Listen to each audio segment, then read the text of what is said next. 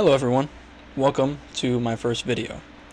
My name is Patrick and I like to talk about stuff that I find interesting, whether it's something I heard about on a podcast or just something I know other people also find interesting. I'll talk about it. So I figured, why not give YouTube a try? Who knows? People might like listening to me rambling. Anyway, thanks for tuning in. Let's get into one of the most frustrating court cases I have ever had the displeasure of learning about. Casey Anthony was born on March 19th, 1986 in Warren, Ohio, to her parents George and Cindy Anthony. We'll dive deeper into her childhood later in the video, as it might shed some light into the habits and actions that facilitated her behavior during her future court case. She gave birth to her daughter, Kaylee Anthony, on August 9th, 2005, when her mother Casey was 19 years old. When grandmother Cindy Anthony called the police on July 15th, 2008, the case shocked the police and the world. She informed them that the child had been missing for 31 days. Common sense begs the question, how could a 2-year-old be missing for an entire month without police being notified or seemingly any action from her mother Casey? This is a question that will keep coming up throughout this investigation.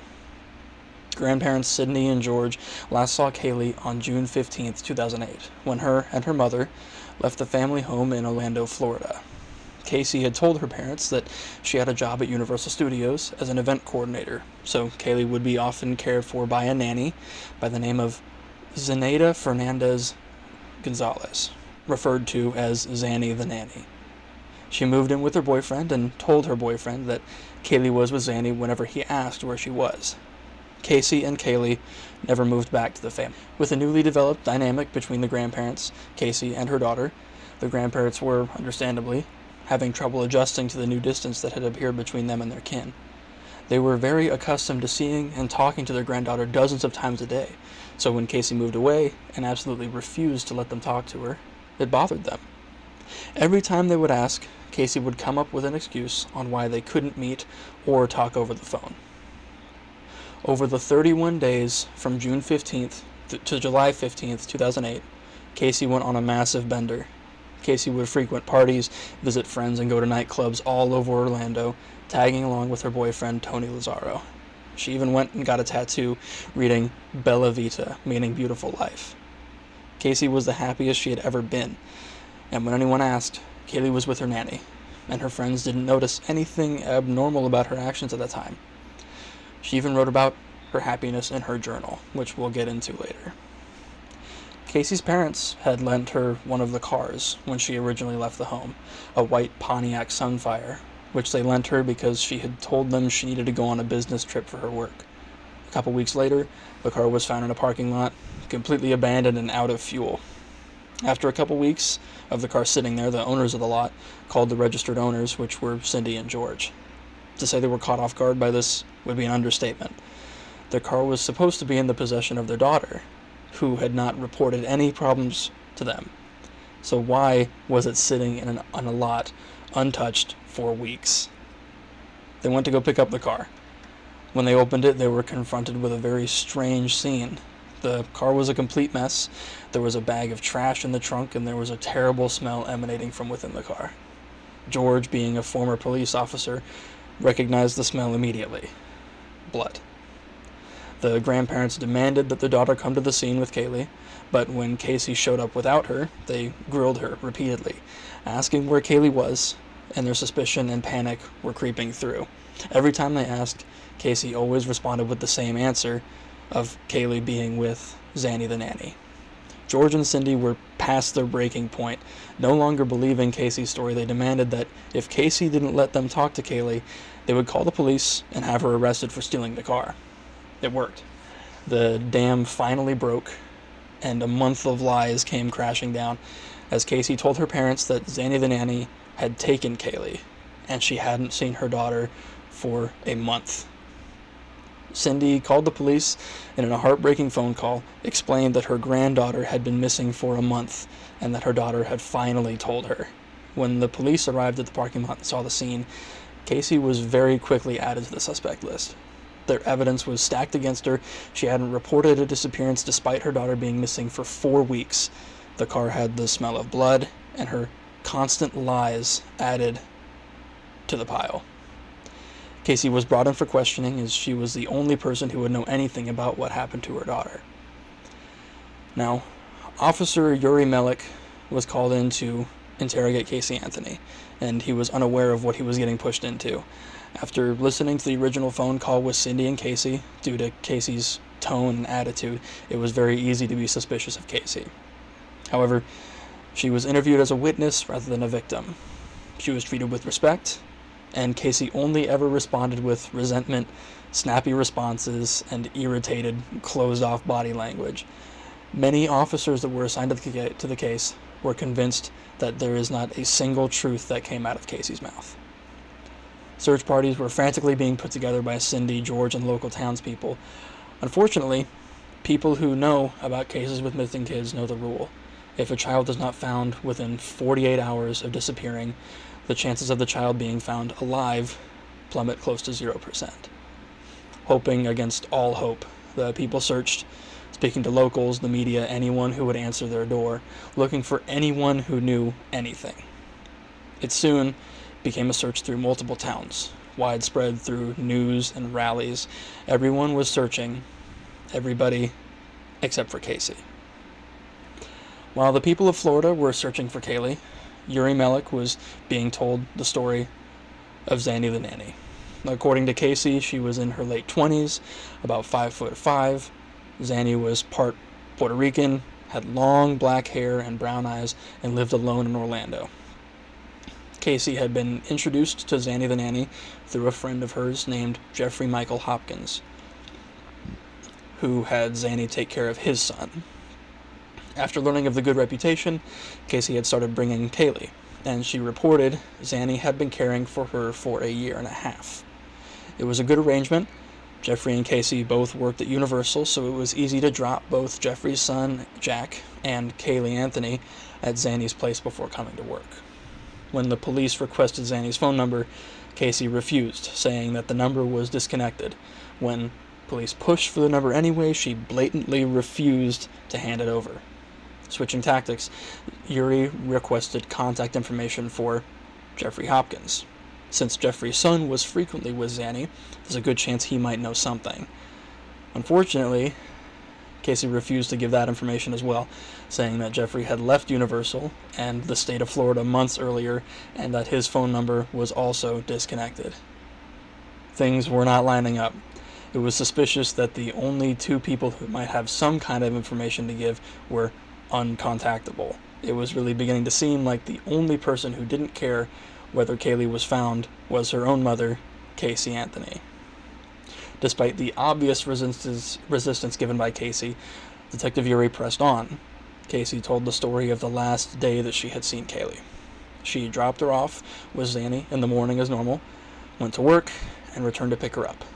However, this day was different. Apparently, there was no one there, not Zanny, Kaylee, or the two roommates Zanny had in the apartment. Bewildered, Casey tried to call Zanny, but her phone number was out of service. Casey said she had spent the evening going to places Zanny frequently took Kaylee, like parks, but Kaylee was nowhere to be seen, and neither was Zanny. She spent the rest of her evening pacing and worrying about Kaylee's whereabouts. After such an exhausting day, Kaylee went back to her boyfriend's house. Not Kaylee. Casey went back to her boyfriend's house. She didn't tell Anthony Lazzaro about Kaylee being missing, but that isn't surprising considering she didn't tell her own parents. Apparently she did talk to two people though, the first being Jeffrey Hopkins, and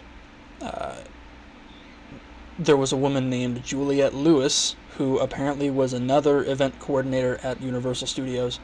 Detective Yuri let himself get a glimmer of hope at this new name, but Casey informed him that Juliette had also moved out of the state, and also her number was disconnected. According to Casey, every single person who might have even a sliver of information other than her had seemingly disappeared in the span of this 31 days. It's hard to not notice the contradictions here. Casey had specifically stated that she had just talked to these people a month ago, both Jeffrey and Juliette Lewis, so how would she have spoken to them if they had moved out of state and had their numbers disconnected? And didn't Casey just say that they were coworkers? Timelines just weren't lining up. Keep in mind, Casey had only been on her own for a month when they originally found the abandoned car. Casey then expressed her fears about going to the police in the first place. It's no far stretch to consider her fears here. It's very easy to think of what can happen when a kidnapper realizes that they are wanted, and a child will only slow someone down. She felt like she could find her daughter on her own.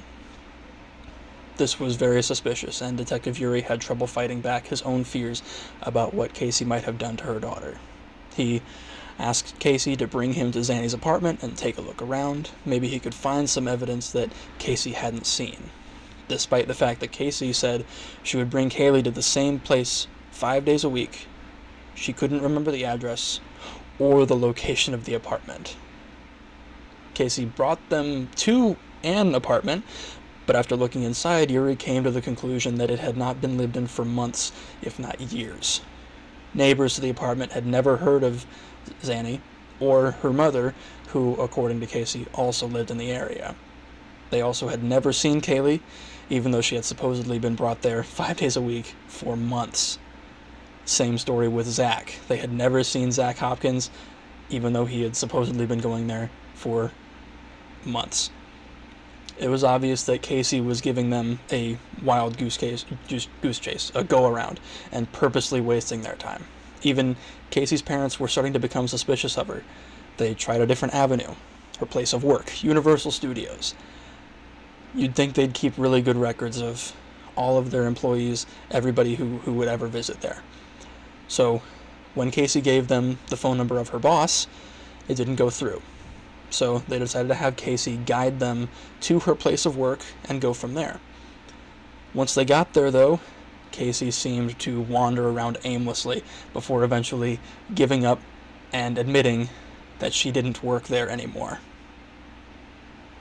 This was the second time Casey had brought them pointlessly to a location that she knew was unimportant to the investigation, wasting time, police resources, and precious days to find a missing child.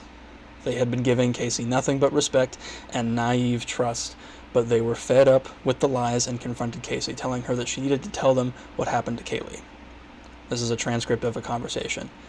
This is Yuri speaking. But here's where it needs to end. Here's where the truth needs to come out, okay? No more lies, no more bull coming out of your mouth. We've been very respectful.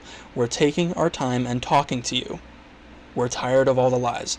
No more lies. What happened to Kaylee? Casey Anthony responds, I don't know. Yuri responds, you do know. What happened to Kaylee? Casey Anthony responds, I don't know where she is. That is the God's honest truth.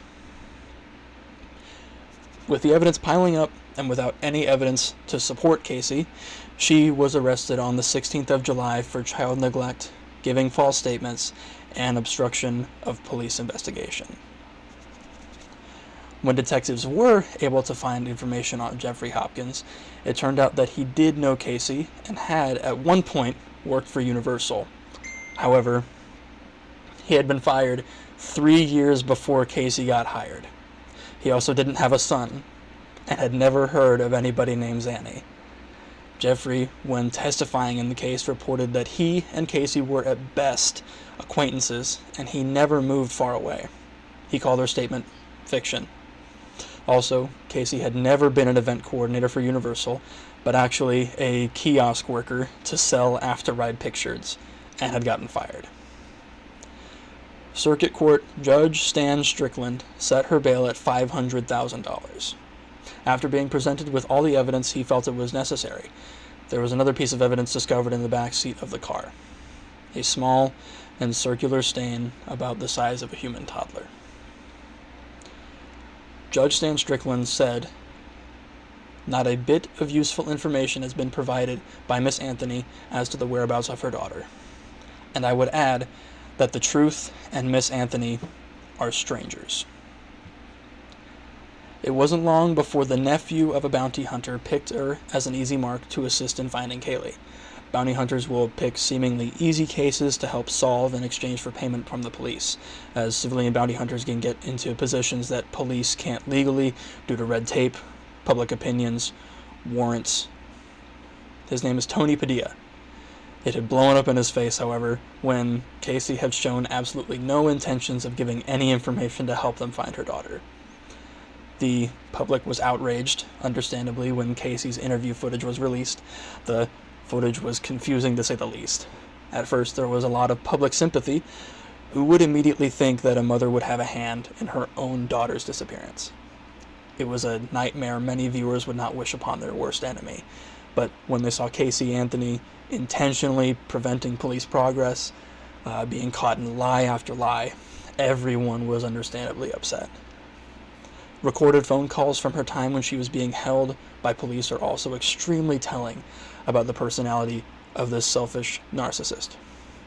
The first call, on July 16th, consisted of Casey chastising her mother for doing interviews with the police and asking for her boyfriend, Tony's, phone number.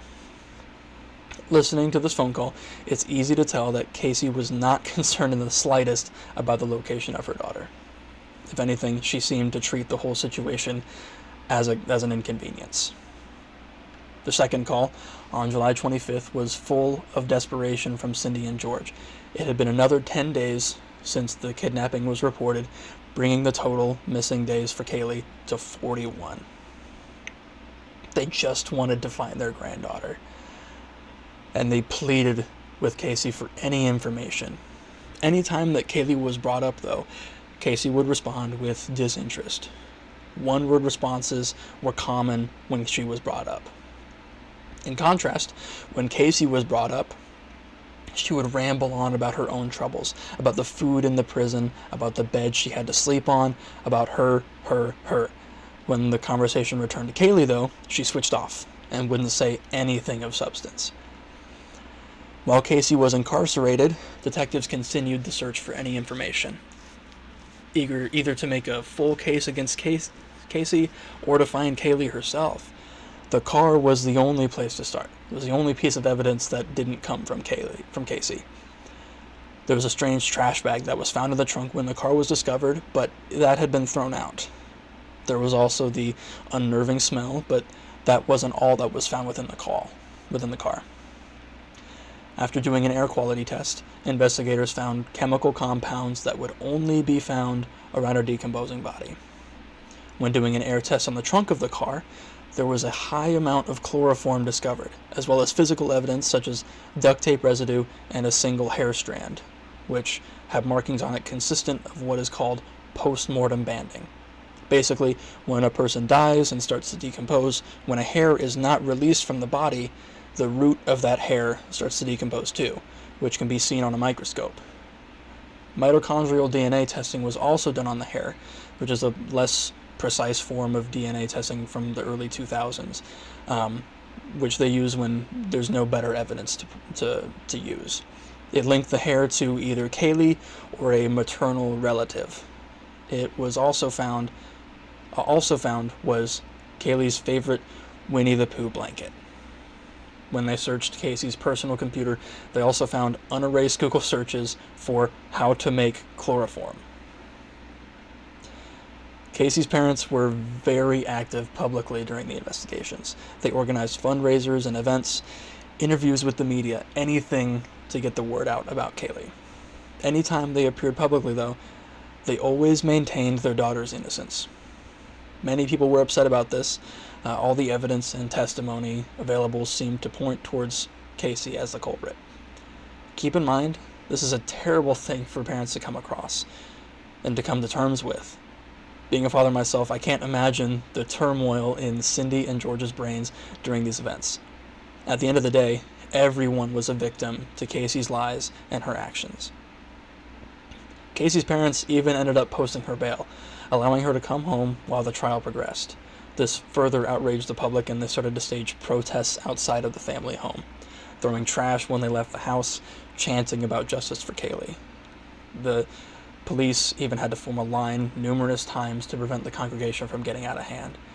It was safe to say the public had made up their mind about Casey. The investigation would remain at a standstill until December 11th, 2008.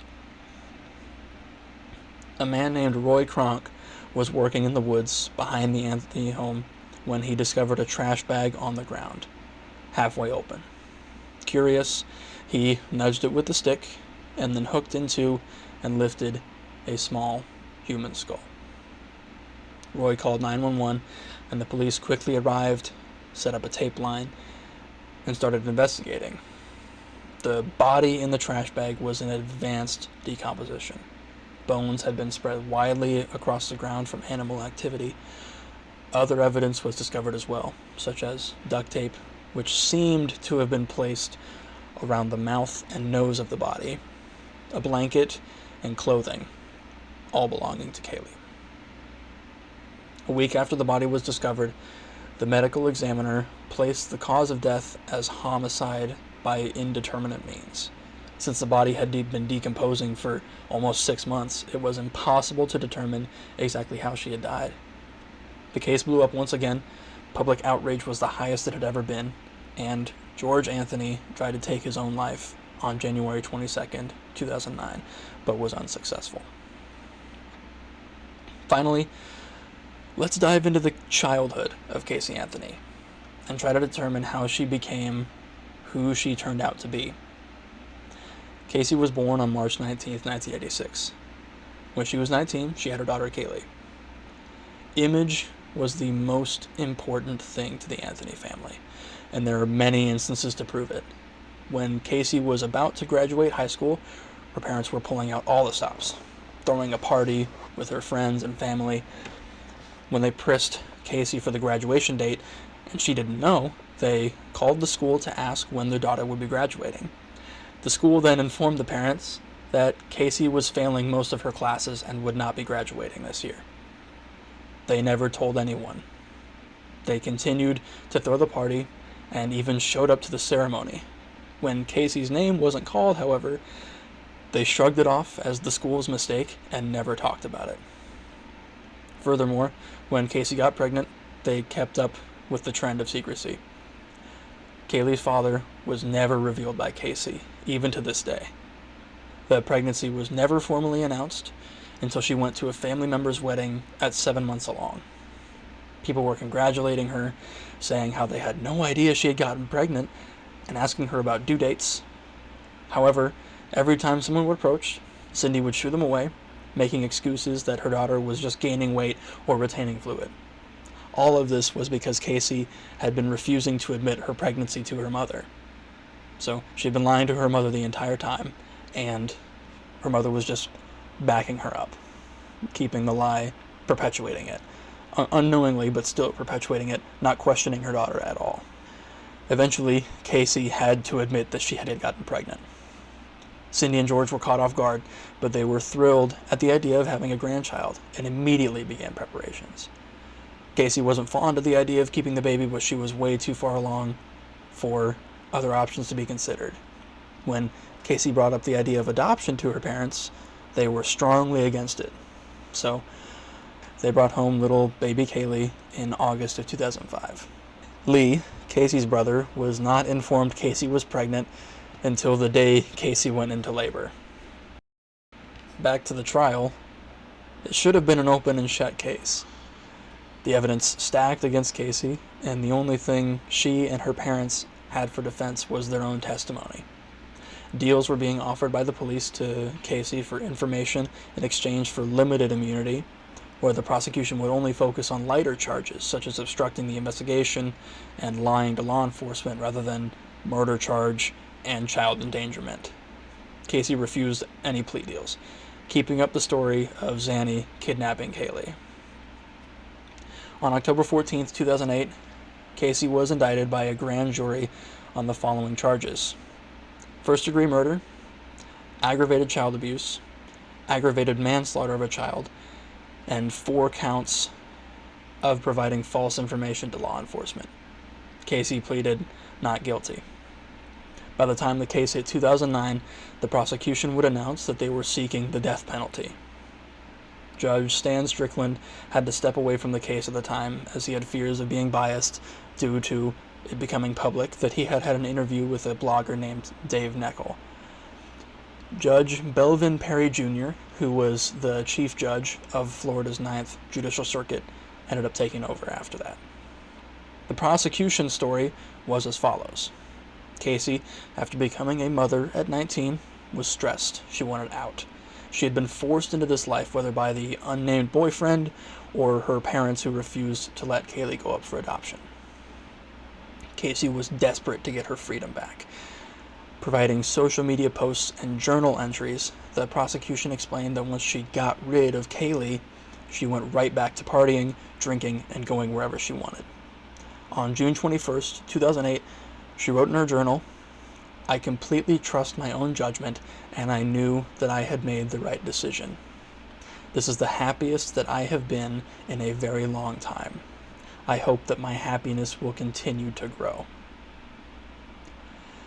The prosecution continued with the Google searches about how to make chloroform. She used it to knock Kaylee out, then taped her nose and mouth, suffocating her while unconscious. Casey then stored the body in the trunk of the car where it sat for days until Casey came back to dispose of the remains. However, the damage had already been done, the car was stained, the air inside tainted with the scent of guilt. So she abandoned the car and was then picked up by her boyfriend Tony. Furthermore, while her parents were begging to let them see Kaylee, Casey was partying it up every day, not alerting anyone or acting as if anything was wrong in the first place. These are not the actions of a concerned mother of a missing child. These are the actions of a heartless murderer. The trial began on May 25th, 2011. Casey's defense knew that they had an uphill battle. The public opinion had been set for years, and Casey was not in good light. The defense sought to take the focus off Casey, who already had a poor image, and put it on someone else. In this case, George. The story that they said went like this. Caylee Anthony was playing by the pool in the backyard of her grandparents' house and drowned, either by climbing in or falling in the pool and being unable to get out. The story continued by saying that George, upon discovering the deceased child, panicked and started forming an elaborate cover-up for Kaylee's death, all to protect the family's image. One of the witnesses brought to the stand was Dr. Arpad Voss, a forensic anthropologist and an expert in decomposition. The doctor dove into the details of the chemicals and the odor found present in the vehicle and the presence of the stain in the back seat. He stated that Casey must have been driving around for days with the body in her back seat for it to have decomposed to the point of leaving a stain and odor of that magnitude. He went on to say that these actions showed clearly that Casey was involved in the death of her daughter and still drove around with Kaylee's body decomposing in the back seat. The defense tried to invalidate Dr. Arpad, pointing out that his PhD was in anthropology, not chemistry, and they pushed the idea that he wouldn't be an expert on the presence of chemicals such as chloroform. They also said that the chloroform present in the back seat could have been from the family pool, as chloroform is a byproduct created when chlorine is mixed into water as a disinfectant. Cindy took the blame for the Google search, saying that she made a mistake when she was trying to search about chlorophyll. It was later proven and admitted by her that she was lying to protect Casey. It all came down to one piece of evidence: the duct tape. You'd think that duct tape being put with the body would kind of prove sort of intent. Why would you put duct tape with a body that they are saying was dead accidentally? You know, there is no reason to put duct tape over the mouth of an already dead child. Why would there be duct tape even in the bag that Kaylee's body was found, if not for the reason of suffocation or restraint by any means? Duct tape being present with the body, the defense argued, did not prove death by suffocation or murder, as there was no DNA present on the tape. The prosecution then stated that unless there was something holding the facial bones in place, they would not have been left in their current position while the body was decomposing. The defense also went for shock value, claiming that Casey had been sexually abused since childhood by her father George, which is what caused her continuously secretive behavior and the pathological lying. Defensive lying, they called it. They basically pinned the entire incident on George, saying that he was the one who helped Casey dispose of the body, he was the one who wrapped her in a blanket and a trash bag, and he is the one who took her into the woods near their house. Keep in mind, there was never actually any evidence that George was sexually abusing Casey, but the shock placed upon the public and the jury was undeniable. There were a few more things that the defense brought up to hit home, at least in the jury's mind, that George was the mastermind in the scenario. He seemed especially suspicious of Casey during interviews with the police, pushing them to interview her more. Ironically, this itself seemed suspicious. The defense argued that he had been trying to pin the incident on his daughter from the very beginning. Furthermore, the location and manner that Caylee was found in closely resembled the way that George would dispose of family pets when they died. Bringing them into the woods, burying them in a trash bag, that scenario. The prosecution's retort, unfortunately, fell short of getting the jury to return to rationality. Mentioning the suicide attempt and the note intended to be left behind, they argued he was simply a broken man, wanting to be with his granddaughter once again. They also argued that, as a police officer himself, he should know the laws about accidental death. There is no crime committed unless intent is proven. Therefore, if the death was actually an accident, George should have known that there would be no consequences. He also should have known that the consequences of trying to cover it up and being discovered were much worse. However, the defense's previous statements were impossible to ignore, and the accusation of sexual abuse planted the seeds of doubt into the jury's minds. The defense concluded with this insane statement: if they have any doubt of her complete guilt, then they would have to rule not guilty. Unfortunately, it worked. So, burden of proof is what they're going for here. And burden of proof is defined as, in a legal context, it's the obligation that a party has to prove by presenting sufficient evidence to persuade, in this case, a jury. And the whole saying is beyond a reasonable doubt. It is not if you have any doubt. That's where they switch that up, because rather than saying beyond a reasonable doubt, which is innocent until proven guilty beyond a reasonable doubt, they would have to be 100% sure. And that just drove home the idea that they could not possibly rule guilty. After about 10 hours of deliberation, the jury had an answer.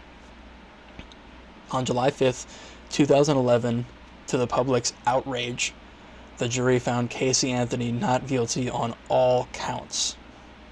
The only thing Casey was convicted of was 4 counts of lying to police officers, something she spent a few years in prison for, but nowhere near the justice the public wanted to see from this case. Keep in mind that the public, they wanted the death penalty. The prosecution was going for the death penalty here. The public was completely convinced that Casey was the culprit of all of this stuff, and then whenever it finally came out that Casey had been ruled with a slap on the wrist. She got away with a slap on the wrist. She got away with a few years in prison for falsifying police reports and falsifying interviews with the cops. But instead of getting anything of any substance, the public got the slap in the face of nothing. They got absolutely nothing. On to where is she now? Casey Anthony, a few years after her trial concluded, started working as a legal assistant for Patrick McKenna, the lead investigator for her defensive team during the trial. She filed paperwork in 2020 to open her own private investigation firm. She also participated in a documentary called Casey Anthony, Where the Truth Lies. That title is like a punch in the face. This was her first on-screen interview where she directly blamed Kaylee's death on her father. Quotes, "He was standing there. She was soaking wet. He handed her to me, said it was my fault, that I had caused it. But he didn't rush to call 911, and he wasn't trying to resuscitate her. I collapsed with her in my arms. She was heavy, and she was cold."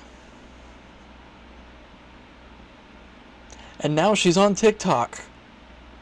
She has started her career back in the limelight with a certified banger, saying that she wants to work as an advocate since she has so much attention in the legal scene.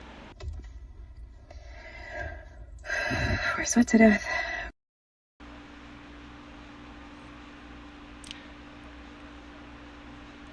Are you kidding me? She starts the video with sweat to death. If I'm going to continue to operate appropriately as a legal advocate, that I start to advocate for myself and also advocate for my daughter. For those of you who don't know, my name is Casey Anthony. My daughter is Kaylee Anthony. My parents are George and Cindy Anthony. You want to advocate for your daughter. Okay. Okay, cool. Why didn't you do that back in 2008, whenever the entire town was searching for her, while you were actively trying to stop the police investigation? Why do you only want to advocate for her now? And I'm smiling. I'm smiling because of the ridiculousness of it all. You want to try to come back and be famous again just because all of a sudden people are trying to talk about what happened, over the travesty that was both the case and the investigation, and now you want to come back and be an advocate. I see. This is not about them. This is not in response to anything that they have said or done. That's not to say that I'm not going to respond at some point to some of the things that they have said and done. The whole point of this is for me to begin to reintroduce myself. I'm doing this both personally for me, but in a professional capacity. Moving forward, the majority of what you will see will be me speaking in a professional capacity. My goal is to continue to help give a voice to people, to give people tools and resources that they can utilize so they actually know where they can turn to. And it's only going to be on a limited basis regarding legal issues, legal matters. One of the main reasons that I'm doing this, there are people close to me who have been targeted and attacked recently. There are also people close to me who have had some recent things occur. And when necessary, people needed to step up, myself included. So as a proponent for the LGBTQ community, for our legal community, women's rights, I feel that it's important that I use this platform that was thrust upon me and now look at as a blessing as opposed to the curse that it has been since 2008. With that, these aren't going to be perfect. They're not going to be edited. Most of the time, they're not going to be short. But I am proverbially standing in the light, embracing this piece, still going to keep my privacy intact. So you will get very comfortable with my car, and I will explain in great detail why it's so important for people to protect their privacy. It's not just important to public figures, it's even more important to private individuals. And with the current climate in our country especially, it's that much more important, which is why I am utilizing the Substack platform. Yes, I am advertising this and publishing this on TikTok, possibly also through other Meta platforms, but my intention is to separate from that. Anyway, I appreciate your time, and we'll see how this goes. She has also included various disclaimers in her description protecting her from libel and slander, which leads me to say the following. The conclusions I have drawn in this video are purely based on my opinion, which I have made based on the evidence that I have seen while researching for this video. Needless to say, the Anthony family is completely destroyed forever. Cindy and George maintain their innocence, and they still believe that Casey had some part in her daughter's disappearance. They just want her to tell the truth. Well, now you know the story. If you didn't already, sorry to traumatize with this story as tragic as this. If I will have some other videos coming out eventually. It took me about 2 weeks to write this script during my free time, so we'll see if I can get videos out faster than that. It just depends. I have a full-time job as well as 2 kids and a wife, so free time is hard to come by. As I get to do this more, hopefully some money will come in and I'll be able to focus more on this, but for now, this is it. Let me know what you think in the comments. Maybe give this video a like if you hate the American legal system. Subscribing or sharing this video to people who would also be outraged would be good too. Thanks for watching. It means the world. Have a good one.